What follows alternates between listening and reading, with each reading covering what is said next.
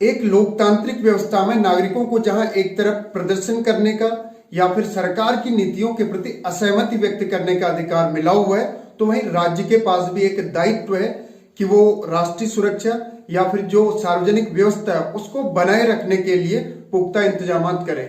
इसके लिए संविधान में जो हमें फंडामेंटल राइट्स दिए हुए हैं उसी में ये हमारे राइट्स पर कुछ युक्त प्रतिबंध भी लगाता है। लेकिन सोचने का विषय ये है कि राज्य इसको किस आधार पर तय करता है। क्या असहमति का मतलब राष्ट्रीय सुरक्षा के प्रति कोई खतरा है, या फिर क्या सरकार की नीतियों से नागरिकों का संतुष्ट न होना या उसका विरोध करना ही सार्वजनिक व्यवस्था को बाधित करना हो जाता है। इन सारी चीजों को विस्तार से समझने की जरूरत है और इन सब पर इस बात को भी ध्यान देने की जरूरत है कि सरकार की तरफ से कई बार नागरिकों के अधिकारों को सिर्फ इस वजह से दबाया जाता है क्योंकि उससे कहीं न कहीं सरकार को या सत्ता पक्ष को राजनीति में बहुत बड़ा नुकसान होता हुआ दिखता है। तो ऐसे में वो येन केन प्रकार कुछ भी दांव पे चल के उस आंदोलन को, प्रदर्शन करने के उस अधिकार को अवैध घोषित करने की पूरी कोशिश करते हैं। इसी बीच ऐसा नहीं है कि सारे ही नागरिक अपने प्रदर्शन करने के अधिकार को ईमानदारी के साथ निभाते हैं।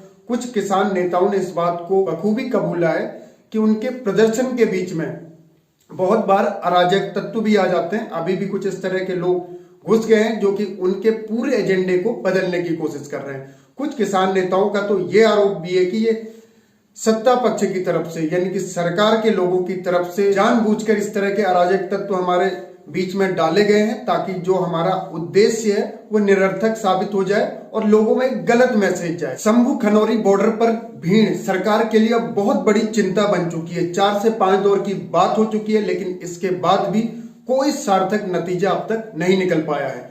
वहीं किसान नेताओं का कहना है कि इसका एक ही हल है कि सरकार हमारी बातों को मान ले, हमारी मांगे मान ले। इस प्रदर्शन में अब तक कई प्रदर्शनकारी जख्मी हो गए हैं, कुछ की मौतें भी हो गई हैं। वहीं एक पुलिसकर्मी को ब्रेन हेमरेज हुआ है, इसी तरह से 2 सुरक्षा कर्मियों की मौत भी हो गई है। इन सबके बीच भी कोई सार्थक हल अब तक नहीं निकल पाया है। 13 फरवरी से शुरू हुए इस दिल्ली कूच को आज लगभग 11-12 दिन हो गए हैं, लेकिन अब तक सरकार की तरफ से कोई बीच का रास्ता न निकाल पाना ये कहीं न कहीं बहुत बड़ी चिंता की बात है। अब सवाल यही उठता है कि जो नागरिकों के प्रदर्शन करने का अधिकार या जो असहमति का अधिकार है, ये राज्य के इस दायित्व कि वो राष्ट्रीय सुरक्षा और सार्वजनिक व्यवस्था के लिए अपनी स्टेट मशीनरी का प्रयोग करेगा, कानून और जो नियम विनियम है इनका प्रयोग करेगा, ये एक दूसरे के साथ किस तरह से आपस में टकराते हैं। तो आज के लिए फिलहाल इतना ही। आगे फिर होगी मुलाकात किसी और नए मुद्दे के साथ। तब तक के लिए जय हिंद, जय भारत।